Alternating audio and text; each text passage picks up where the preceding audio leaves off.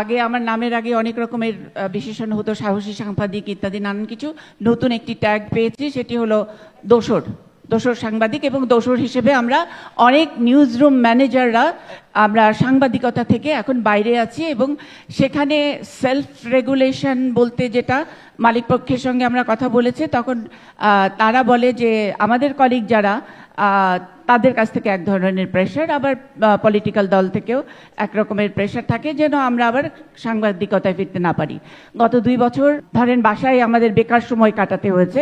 এর মধ্যে আমরা যারা মানে আমি ব্যক্তিগতভাবে আমি মনে করি যে সাংবাদিকদেরও সংবাদপত্র ডেইলি স্টার, প্রথম আলো এই দুটি পত্রিকা থেকে আশা করেছিলাম যে যেই সাংবাদিকদের বিরুদ্ধে এতগুলো মামলা দেওয়া হলো এবং যেগুলো মিথ্যা মামলা, এবং সেগুলো নিয়ে প্রথম আলো এবং ডেইলি স্টারের আমি কোনো ইনভেস্টিগেটিভ রিপোর্ট পাবো, সেটা পাইনি। এবং সেখানেও এক ধরনের তাদের উপরে সেলফ রেগুলেশন কাজ করেছে যে আমাদের এই বিষয়টি নিয়ে একটি একেবারে আনবায়াস একটা রিপোর্ট করলে আমাদের পক্ষে না চলে যায়, সেই জন্য তারা এক ধরনের ভয় থাকে, এই নিউজগুলো করতে পারিনি।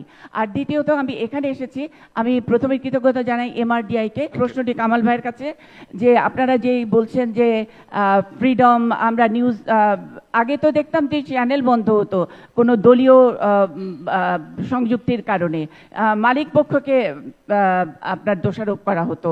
আপনি কি একজন সিনিয়র সাংবাদিক হিসেবে বলবেন যে আমরা যারা নিউজ ম্যানেজাররা শুধুমাত্র রেজিম চেঞ্জের কারণে আমরা জার্নালিজম থেকে আউট হয়ে গেছি, এবং আমাদের নামে যেসব মামলাগুলো দেওয়া হয়েছে, এর আগে আপনারা অনেকদিন ধরে সাংবাদিকতা করছেন,